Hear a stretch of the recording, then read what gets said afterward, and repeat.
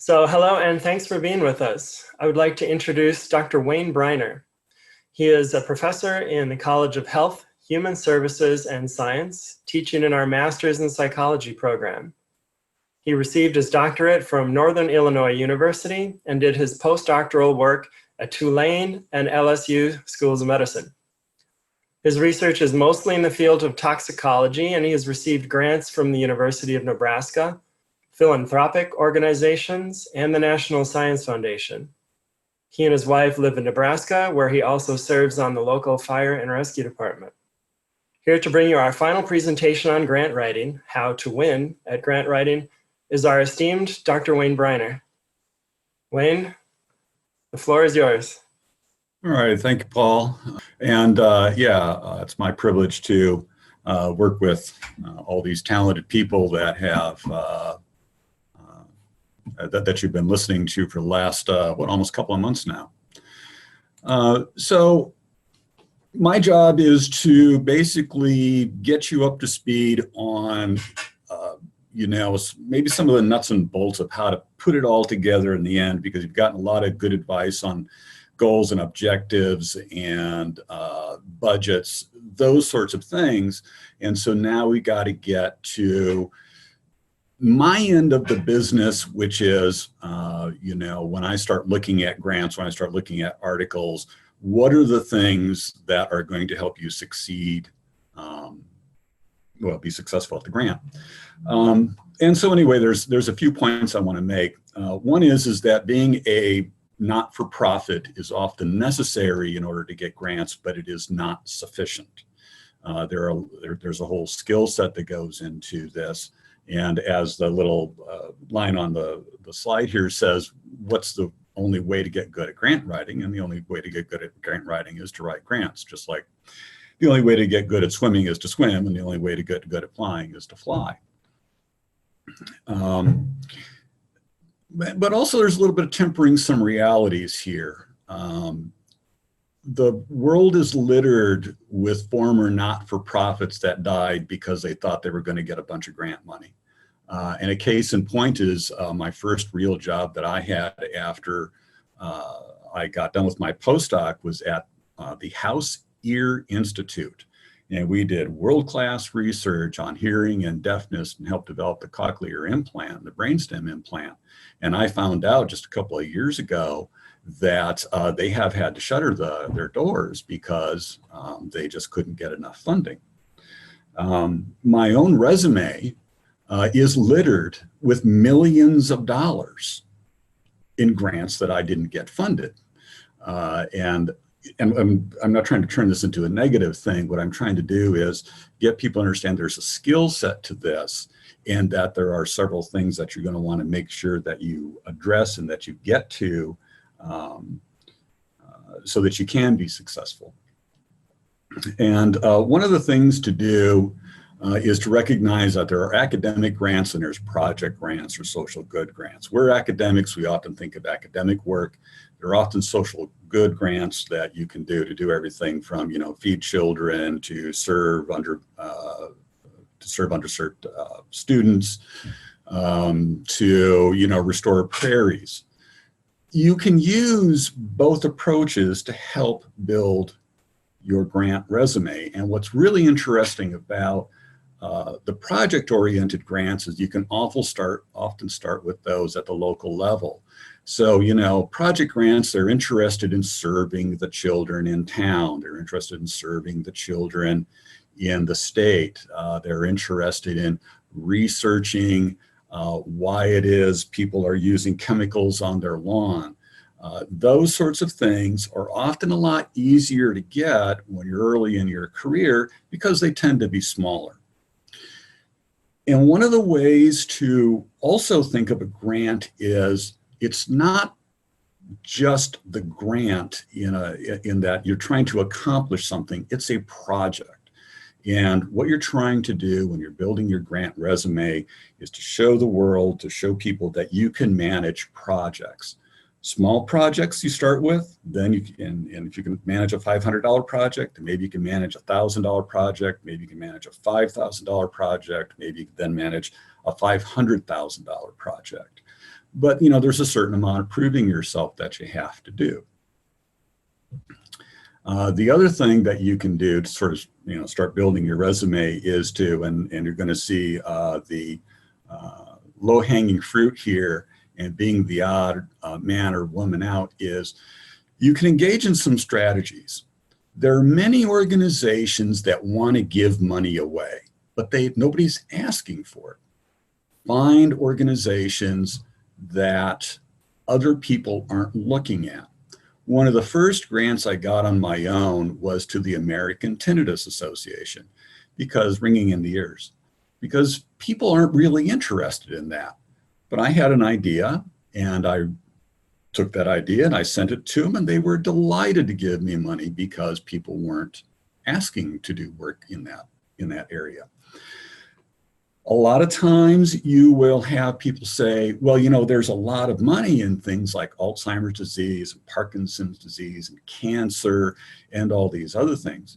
And there is a lot of money in those areas, and there's a lot of people chasing it. So sometimes to be a little odd is a good thing, in that if you start looking at things that other people are not, there's often money available for that. So maybe, you sort of want to do work on Parkinson's disease. Too many people are competing for that. Well, there's a look-alike disease called supranuclear palsy, and people find work in that.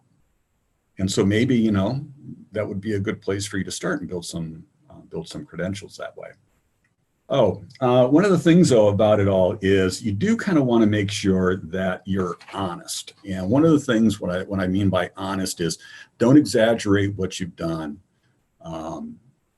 And you also want to be a little honest about the kind of money that you apply for. Do you really want to do work in tinnitus? Do you really want to do work in supranuclear palsy?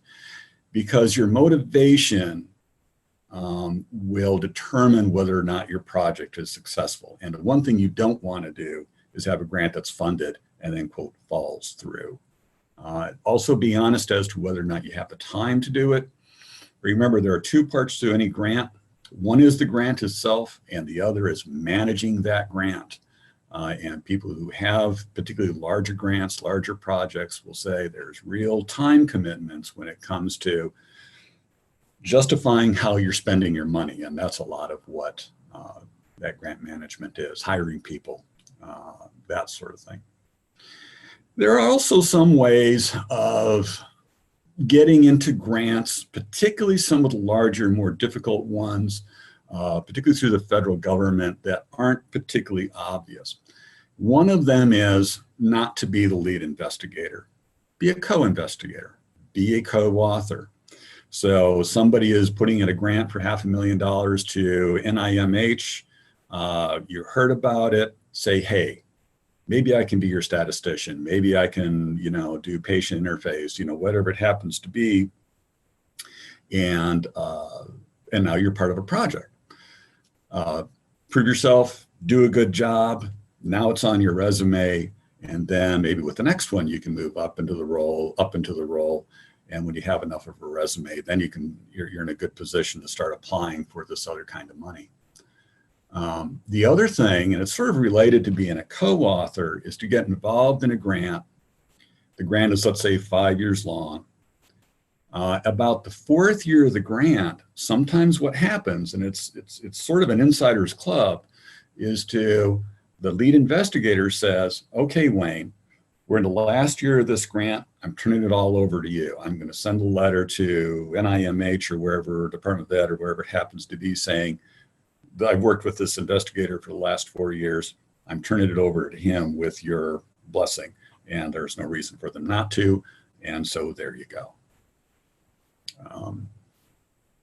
The other thing is, if you have a grants officer, find a grants officer. Their job is to let you know where money is available and go after that money.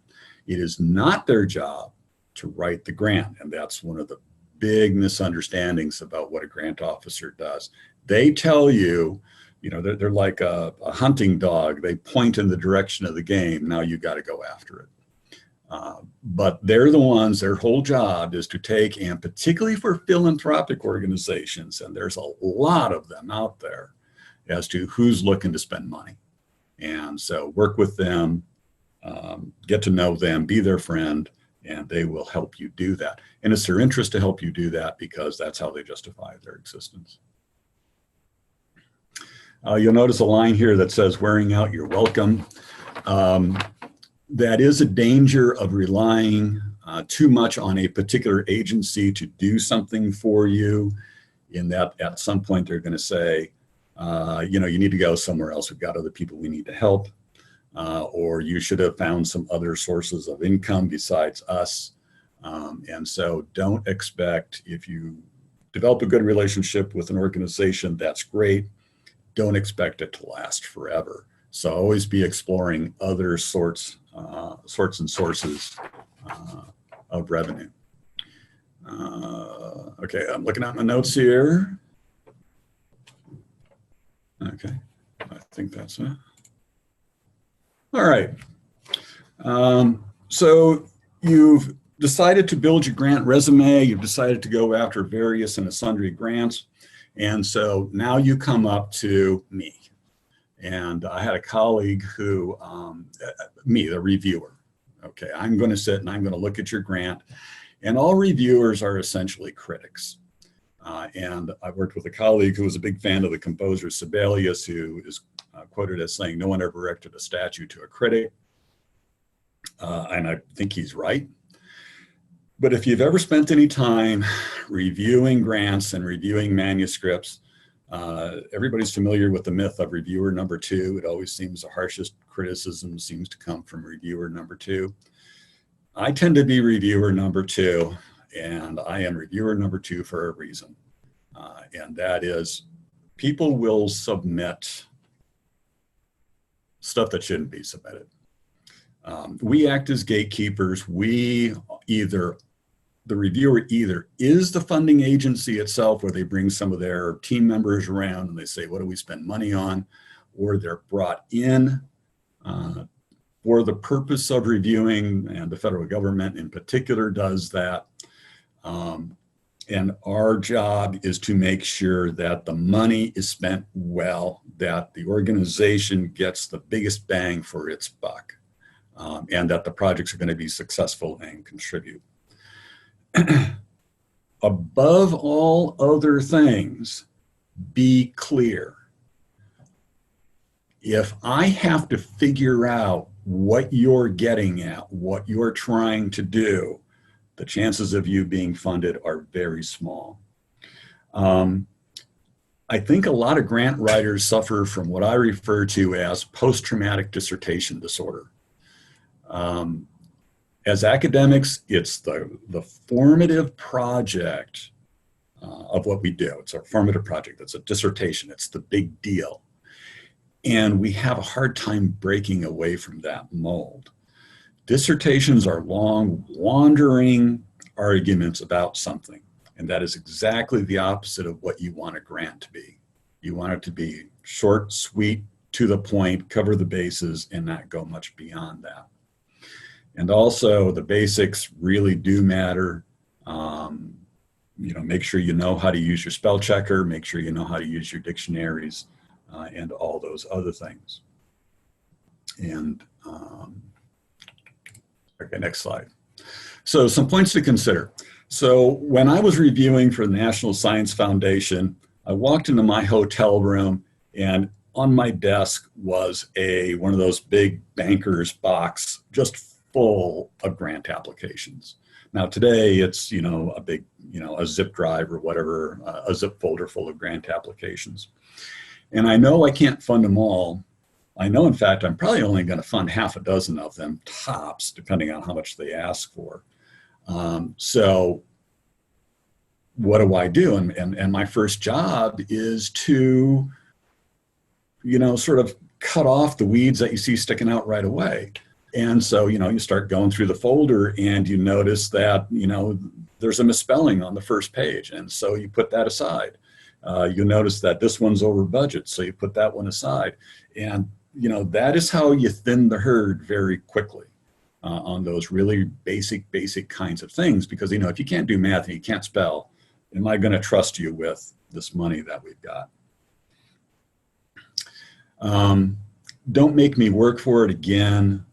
If I have to figure out what you're getting at, then it probably isn't going to be a successful proposal.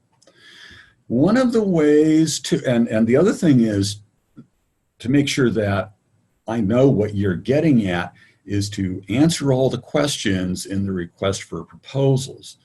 And usually they have several bullet points or objectives that they want you to cover, and use that as your headers for your proposal. So if they say, what's your purpose? What is your subject population? Blah, blah, blah. Don't talk around those things. Put them in as headers and make sure you hit all those points. You see students doing that same sort of approach with like discussion boards and paper assignments, where they put in what it is that you're asking for, and they just use those as headers to make sure they don't miss any points. Not a bad way to do it. Make sure the budget's complete. And I think Nina was the one who talked a lot about that. Don't leave any blank spots. Don't make me guess what you're spending money on, that kind of thing. Make sure it's cost efficient. I'm going to look at how much money you're asking for, and I'm going to look at what you're spending it on. And if you're going to spend $30,000 on office supplies to distribute questionnaires to 100 people, that is not cost efficient, and it's not going to get funded. So make sure that the amount of money that you're asking for makes sense. The other thing is I'm going to ask is, can you do this without money? If you're doing 100 surveys to somebody or another and they're only a page long, you don't need my funding for that. When I was at reviewing for NSF one year, we had a proposal come through for a university wanted to develop an anatomy and physiology course, and they wanted $50,000 to do it. And we all looked around at each other and we said, I develop all the courses all the time, and it doesn't cost me anything. There's no reason, and so we just tossed it aside. Again, do you really match the mission? If it's something where they're trying to feed children, that's their mission, and your proposal is to measure child development, then it's probably not a real match. And so think of another place to go. Does it really match the request? Does what you're proposing really match the request for proposals? You tend to see that when people start writing a grant, they start here and then they kind of drift off somewhere else as the grant is being written. It's almost like a stream of consciousness kind of writing. And so they start off, saying, yeah, we're going to feed children. And what we're going to take their weights, and we're going to do their hematocrits, and we're going to do all these things. What they're really doing is health assessments. And so, if they're saying we want to fund feeding children, you end up doing health assessments, then, obviously it's not going to get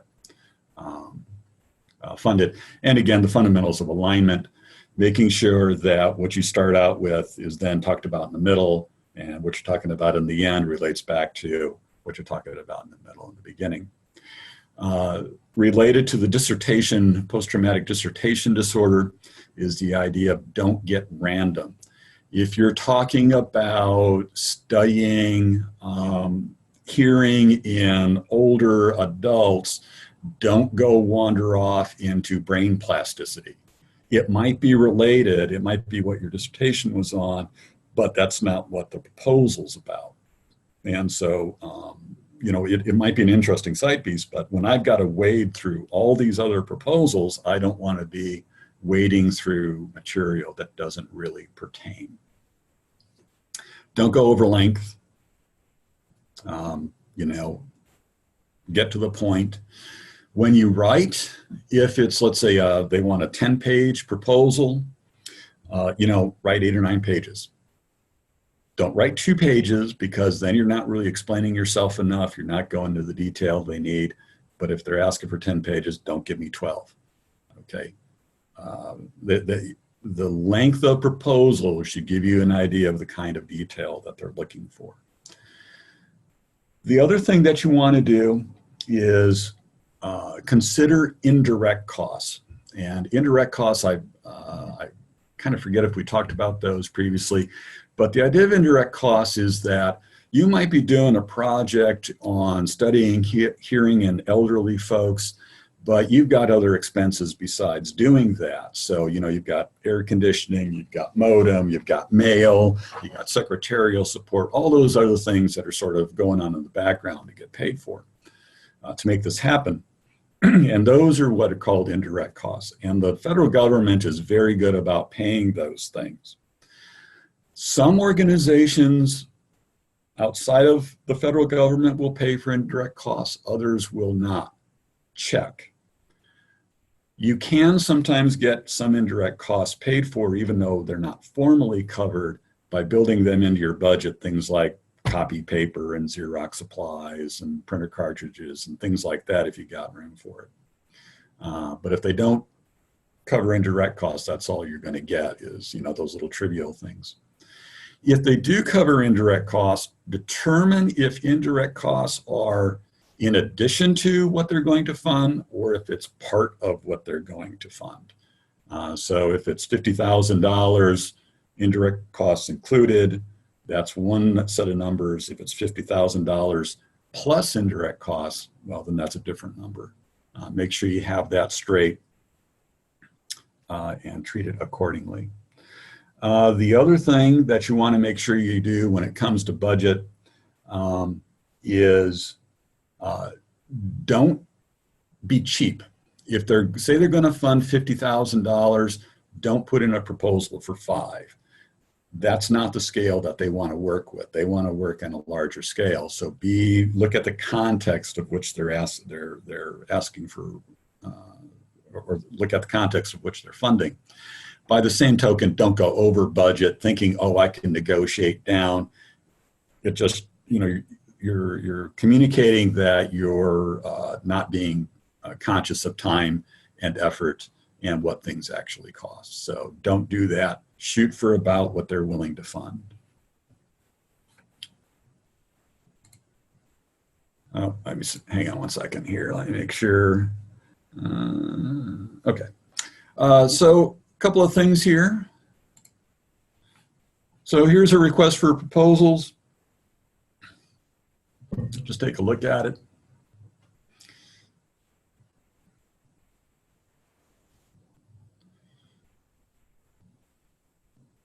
Everybody had a look. Most RFPs will not be that brief. All right. And so here's the submission that was received. I forget who's monitoring the chat. Just have people just go ahead and put in the chat, what's wrong with this submission? This is the interactive part.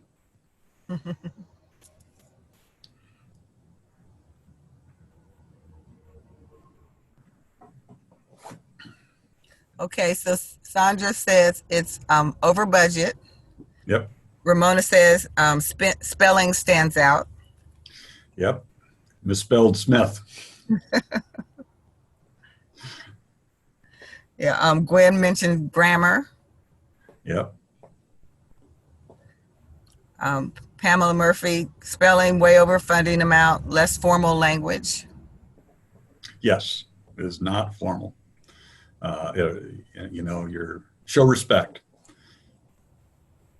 People aren't addressing the one that I thought they'd really get. Let me see. Pamela asks, also not clear on what they're proposing. Marion says entirely too short. Right, it's not that true. Diane says identify the title or number of the RFP. Mm-hmm. Irene says objective is too global, all children in LA. Christine says there is no how or when or details. And Pamela says it's not realistic. And all those things are true. The other thing that's true is it's late. It's sent to the wrong address. And the proposal, was for Portsmouth to serve the area. I thought you guys would jump on that right away, and this is from LA County. Now, is this a ridiculously wrong submission? Yes. Do you ever see that happen? Yes. And, it's just like, we sort of see it with our students when they're just way off base. But particularly, some social good organizations, their hearts are really in the right place, but they can really start sending in some pretty random things. These are things that you do see. All right, now I believe that what's next here is sort of a checklist, and I think that we were planning on sending this out to the participants of the workshop for you guys to use to help guide you with things. And so, is your grant ready? One is, are you going to meet the deadline? Don't hurry up and write a grant. Okay, take your time. If you're going to miss the deadline, it is better to miss the deadline than to than spend a bunch of time at the last minute trying to cobble something together that's just going to get turned down anyway because it didn't meet, you didn't have the time. If all these organizations have funding cycles, wait for the next funding cycle, do a good job. Again, is it the right length? Don't make it too short, don't make it too long. Is it going to the right place? This is literally the physical address. And again, it's a little bit of making sure that what you're sending out actually matches the mission and the request for funding that the organization has. So are you sending it to the right place is not only literal, but sort of figurative. Did you spell and grammar check it? Of course. Did you have a lay person read it? And when I mean lay person, I generally mean educated lay person. So, my area is toxicology. If Yvonne Lozano was doing a grant on something to do with gerontology, she would say, Wayne, take a look at this. I start to read it. And although, in a lot of ways, it's not always a bad idea to have somebody who is completely a layperson who doesn't have a doctorate read it. Because if they say to you, what do you mean here? You need to rewrite it. Again, it's that whole don't make people figure it out. If you explain that paragraph to them and then they go, oh, whatever words or verbiage you use to explain that paragraph, that's what you need to write there. And go ahead and do that. Again, there's a lot of things that make sense in your head. You need somebody else's head to run it through to make sure that those items may come through. By the same token, a good fresh set of eyes are going to let you know whether or not you've wandered off in the wrong direction, whether or not you're really getting at what it is that you think that, are you doing what you really think that you're doing? Does it have all its parts? Does it have the beginning, middle, and end? Does it talk about subjects? Does it talk about population being served? Does it have its budget? Does it have the reference section if they're asking for that? All of those things. Again, are you doing what the organization wants? Are you doing what you say that you're going to set out to do? If you have one of the more common things that grants are rejected for is that they're too ambitious. They're going to feed all the children of Los Angeles County for $65,000. It's just not going to happen. I know that. Everybody else knows that. And what it says is that you really don't understand the problem. You don't understand what it takes to feed the children of Los Angeles County. There you go. You don't understand how big the problem is. So make sure that it's realistic and you'll improve your chances a great deal. Are you within budget? You have your budget sheet complete. And also, is your budget justification complete and sensible? Sometimes it doesn't take much. Sometimes it takes a lot more detail. If you've got $50,000 in there for some piece of equipment, I need to know what you're going to use that piece of equipment for. Okay, why you have to have it. Wayne, we have one question that came through, if I may. Sure. You somewhat answered it, but we'll say it again. What is the reason for having it be someone with a doctorate? I assume that she was referring to the reader. Yeah, so if I'm writing a grant to study some environmental toxin, I might have Professor Hardy read it just because she's a fresh set of eyes. She's got a doctorate, so she's got a little more context, but it really might make a lot more sense for maybe my son to read it, who doesn't have a doctorate. He's a pretty smart guy. To have them read it, because actually not having an academic context, not having a higher education context might be an advantage, because you may or may not have reviewers that are academics.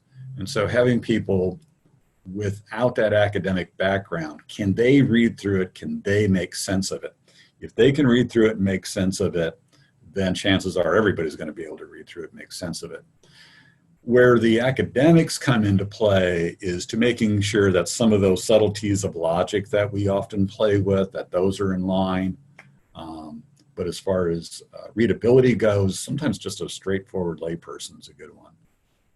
Many spouses get recruited to read many, many grants, and that's not a bad thing.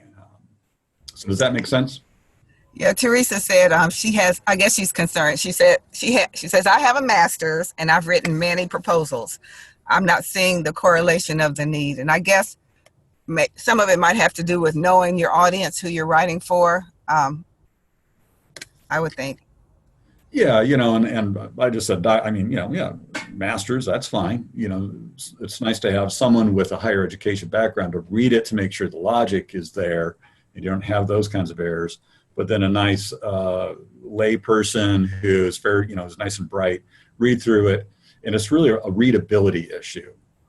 Can they make sense of it without it being explained over and over again?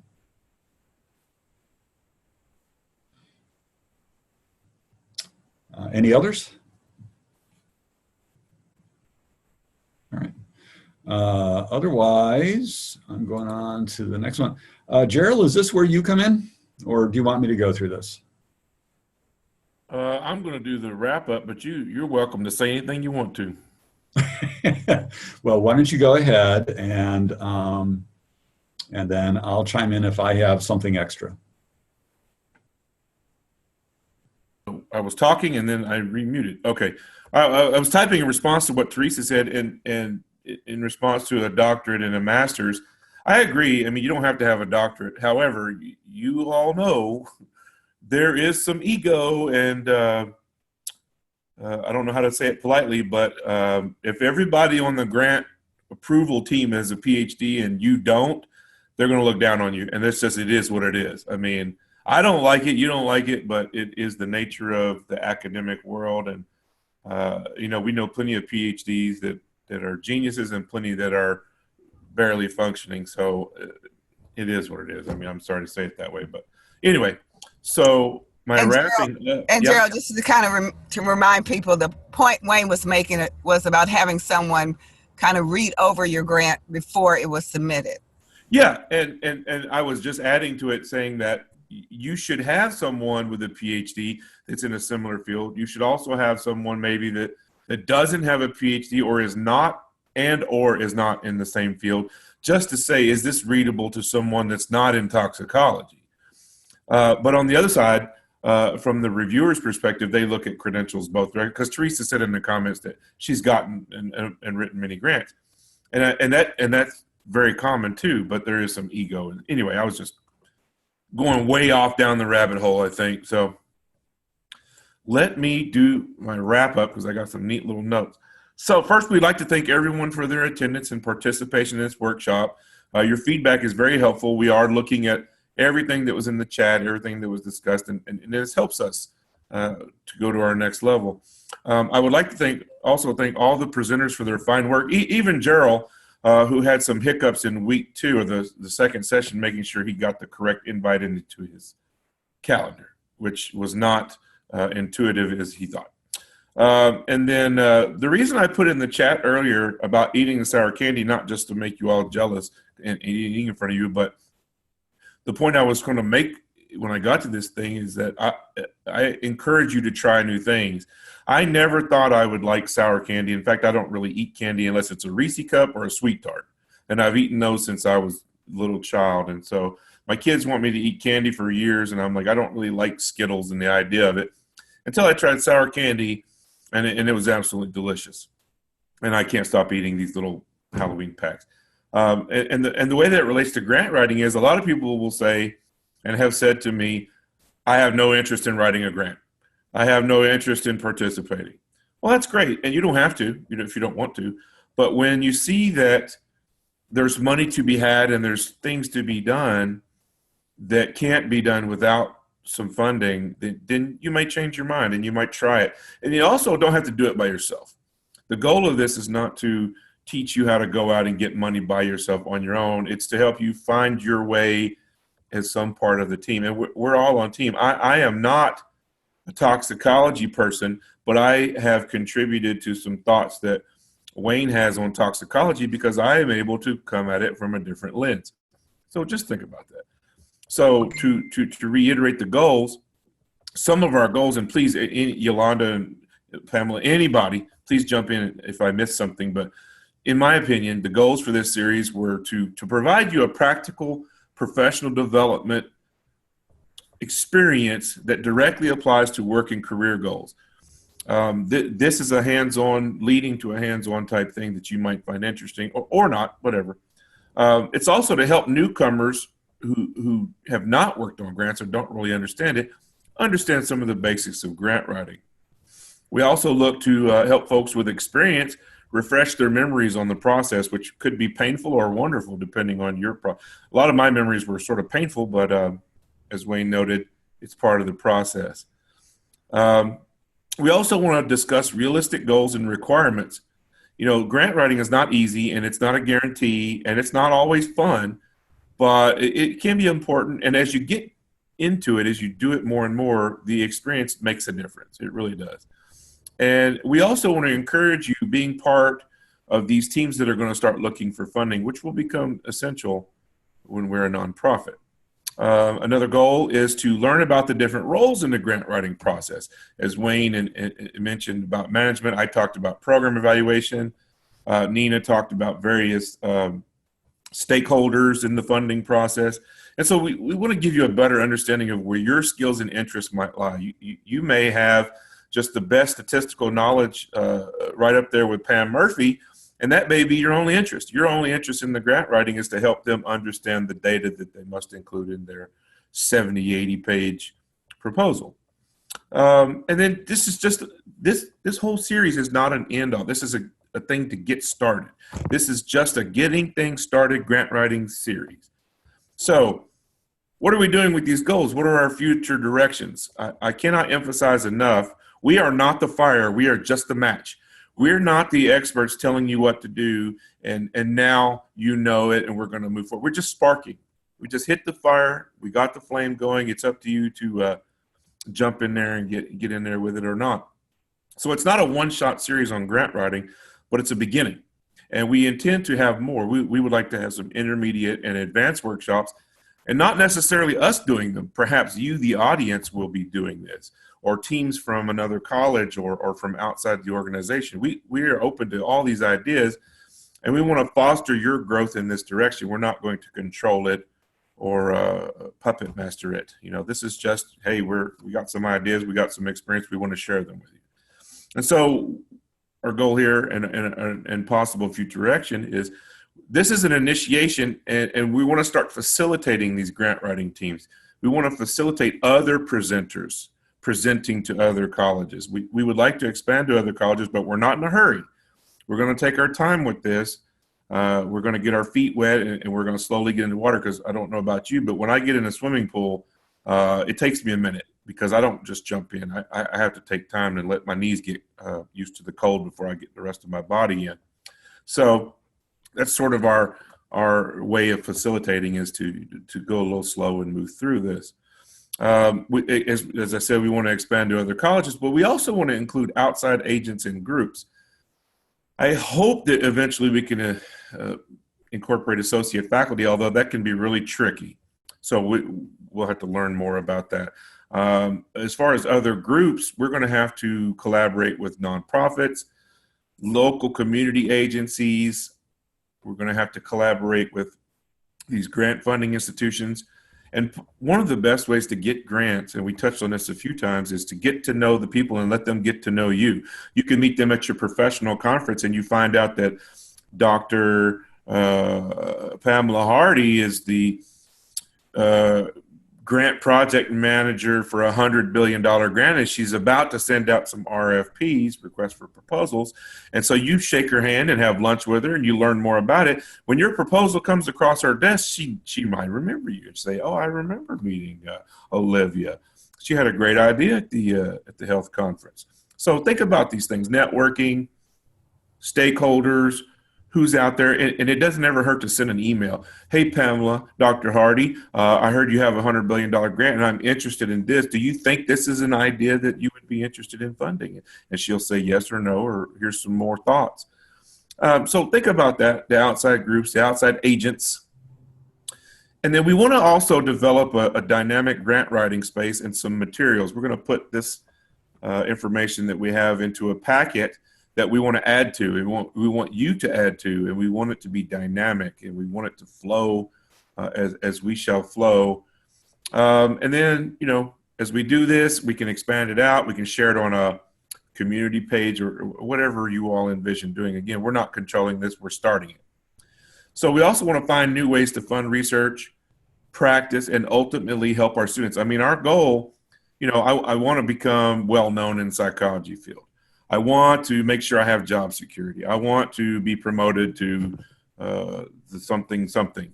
Those are great, but ultimately, why do we want money for our institution? We want to help our students. We want to help more students. We'd like to have some more students. I know I would. So that's what I'm thinking. And any last questions or thoughts from the chat or the team?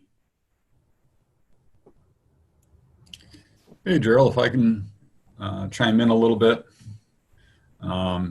Yes. I don't know if people are familiar with that little saying, life is easy, comedy is hard.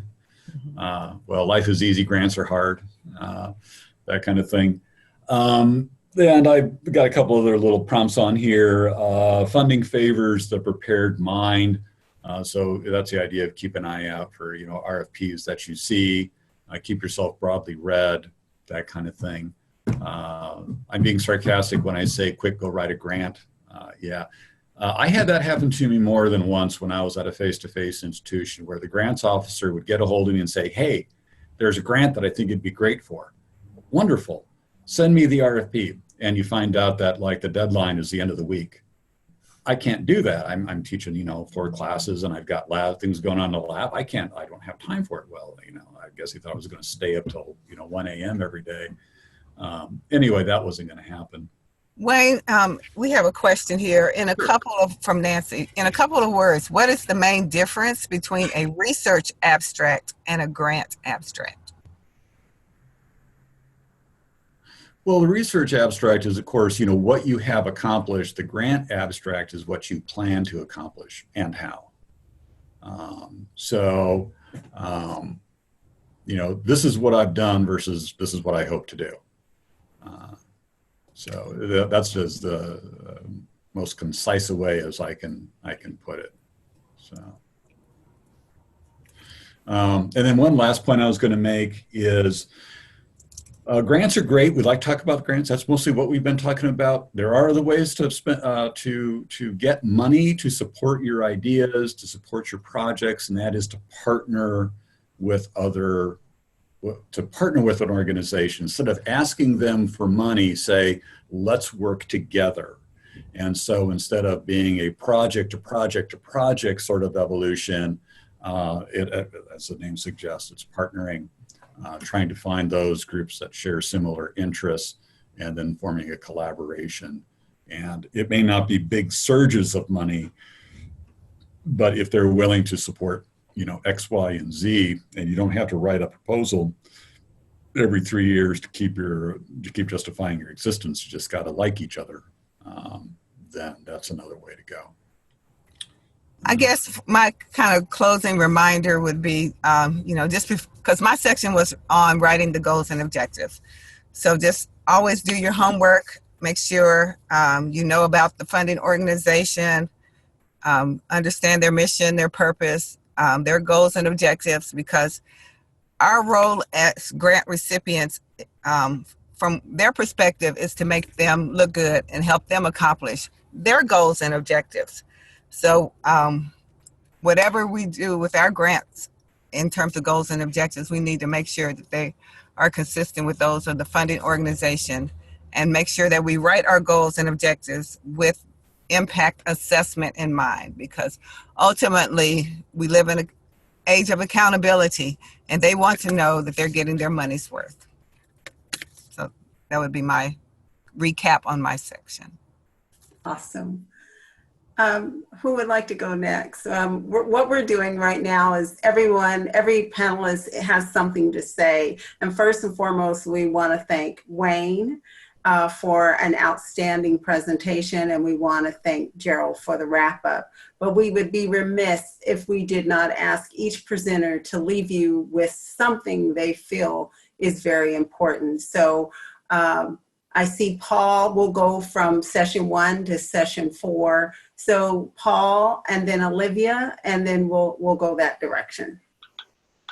I'll make my closing comment very short, and that's just writing quality. So, during your coursework and throughout your own studies, I would just suggest that everybody work as much as possible on clear, concise writing, finding different ways to work on editing, and just doing as much work as you can on that, because that will help quite a lot with the writing of the grant. Grant writing is technical and detailed, so you don't want to be worried about your grammar at the same time you're trying to do all of that other work. So before you write the grant, just look up as many writing resources as you can, focus on those skills, and it really helps to develop a core of people who will be able to look at your work. So if you have some friends who don't mind looking at your work, it's routine to send these grant applications out to your colleagues for them to just give you feedback. Make sure to give them a few months in advance. So this also goes towards preparation in the grant. Don't try to write it all at once, all at the end. Work on your writing and give yourself enough time so that other people can edit it, because your eyes will probably not be as fresh as you keep writing and rewriting that. So just focus on writing is what I would end with. Olivia? Mine will be even shorter. I think it's very important to make sure that your idea and what grant you're seeking is closely aligned together. Do not stray from that whatsoever, and to keep trying. As Gerald and Wayne said earlier, keep trying, do not give up, because you will get something. Okay, that's it for me. Okay, Olivia, may I say something about you? Sure. When we started this series, Olivia was the candidate, and we are now looking at Dr. Pollard. So we just want to give her a hand and acknowledge that. Awesome. Oh, that's awesome. Thank you. You are so welcome. Mine is even going to be shorter. And I'm going to say this for the whole process. One of the clear things I know for sure is if you are not detailed, the who, the what, the when, the where, the why, how much, it is your task to move the funder to action. And if you're saying, according to Smith and blah, blah, how boring, put it down. You want to get them to move to action. So use action verbs, tell your story, tell it in a way that sets you apart from every other proposal. That is my last word. And I think that leaves me. I did the budgeting section, and I can't stress enough to do your research on what things cost. Do not estimate, especially if you're doing a detailed grant. If you need TVs for something, don't just say, oh, I think I want, $10,000. No, if it's $6,962.28, put that in the grant. It's really important to be detailed. And have that supportive evidence that that's exactly what it costs. So that means if you looked at Amazon and said, okay, I want to buy it through Amazon, copy that page and just have it handy in case your funder does ask. It is super important to make sure you get the money right and not estimate. That's critical. I've actually written a few grants early on in my career that I estimated, and I got a phone call back from, and of course these were local funders, so they called me and said, well, how do you know you need X amount of dollars for this? I said, well, I just guessed. And they're like, no, redo the grant. And luckily I was given a second chance. Most grantors won't. So do your homework, put in the specifics. And if you're under what you thought, that's fine. If you were going after $50,000 and your budget actually ends up being $35,962.28, that's what you ask for. That's the key. So. Thank you, Nina. So Wayne, and then Gerald, and then we're done. This is a proposal. You are asking to form a relationship.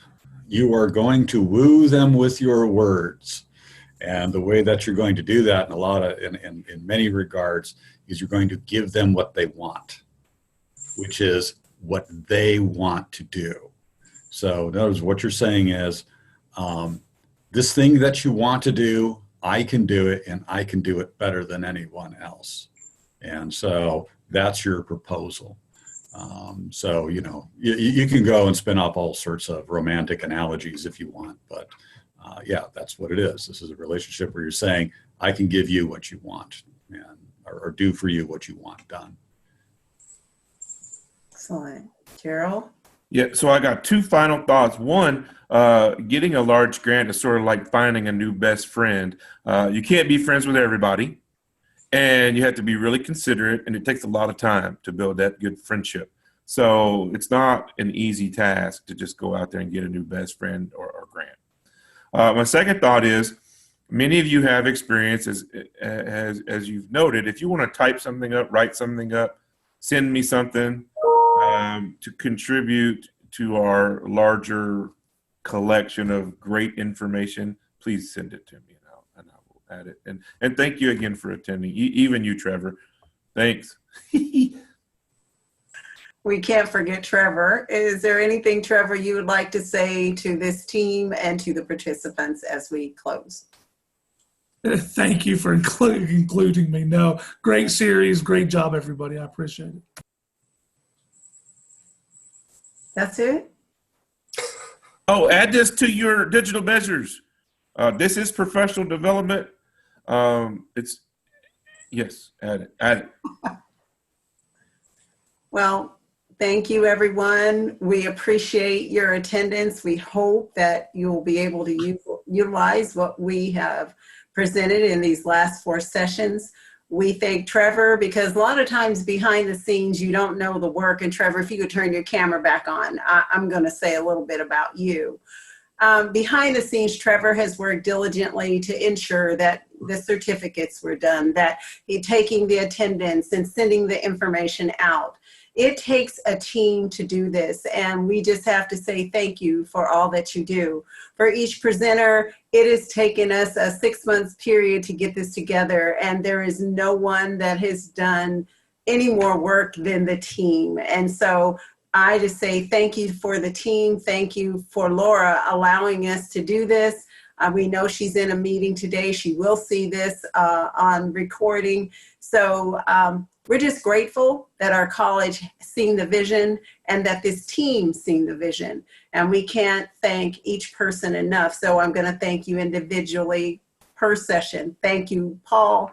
Thank you, Olivia. Thank you, Yolanda. Thank you, Nina. Thank you, Gerald. Thank you, Wayne. And thank you, Trevor. Thank you, College of Health. We appreciate you. And that'll do it for today. Until next time.